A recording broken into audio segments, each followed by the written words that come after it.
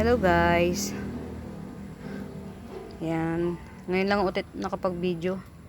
Medyo na ano yung pag-live namin. Naantala yung pagla-live namin. So, sa susunod na lang ulit na live.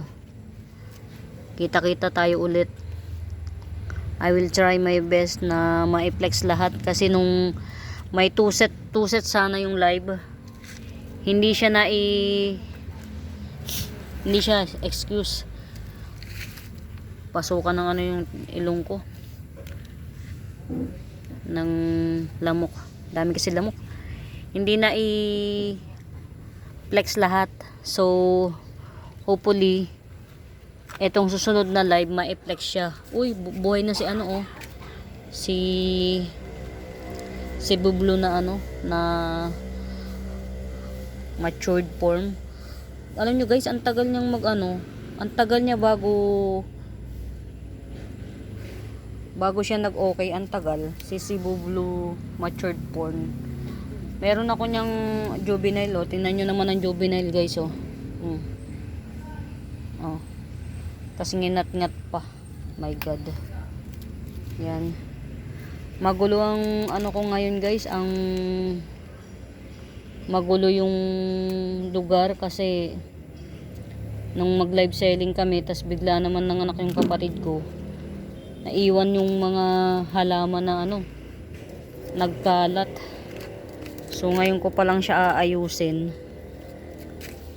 Hindi ko na medyo niripat ko tong anthurium. Kaya lang maselan pala to pagka nire-repat. Ayan oh. Ewan ko kung mabubuhay pa to. Mas umokay siya nung tinanggal ko siya sa pot. Tas nakalubog lang dyan.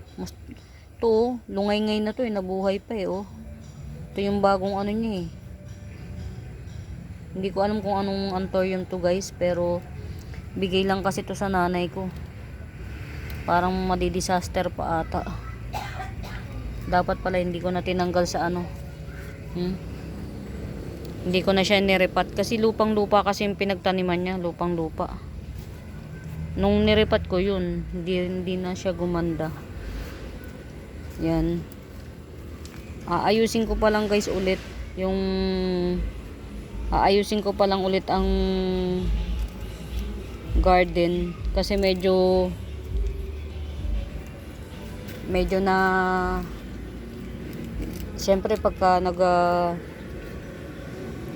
nagla-live selling ka, hindi maiiwasan na na magugulo sila. Yun. Kaya mag-aayos muna ako ng mga halaman. Tapos siguro by November na ako magla-live ulit, guys.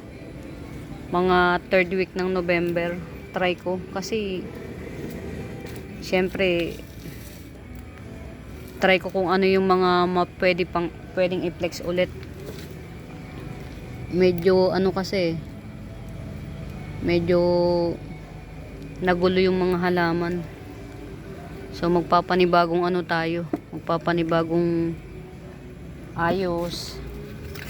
Titingnan natin kung tas yung iba hindi ko alam kung bakit nalalaga sila. Ito guys, so baka merong makabet ha. For sale 550. Variegated siya ha. Variegated. Yung dilaw-dilaw na yan, yung mga dilaw-dilaw na yan, hindi yan patay. Yan, variegated siya. Kaya ganyan. 550. Yan. Marami pa akong pwedeng gawin. Tas yung iba, yung mga anthurium ko guys, nilabas ko na siya. Bahala na si Batman kung mabubuhay o hindi. Nilabas ko na sila. Kasi the more na sineselan, lalong nagpapabebe eh. Di ilabas na lang para kung mabubuhay di mabuhay. Kung hindi naman anong magagawa natin? Ganun talaga. Tingnan nyo guys, nung nilabas ko, parang gumanda siya. Parang gumanda siya lalo. Oh, yan o guys, oh.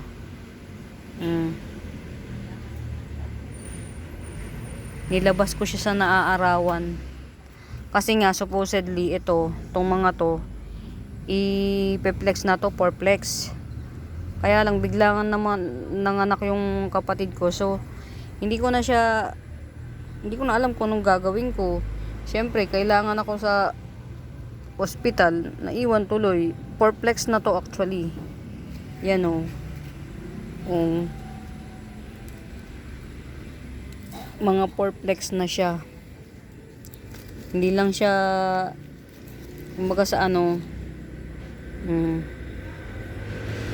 Yan, mga fourplex na. Ito pa oh. By November guys, abang kayo. Fourplex yan lahat. Ito mga tricolor, unfold tricolor, 350 lang. 350 lang. Ito unfold tricolor,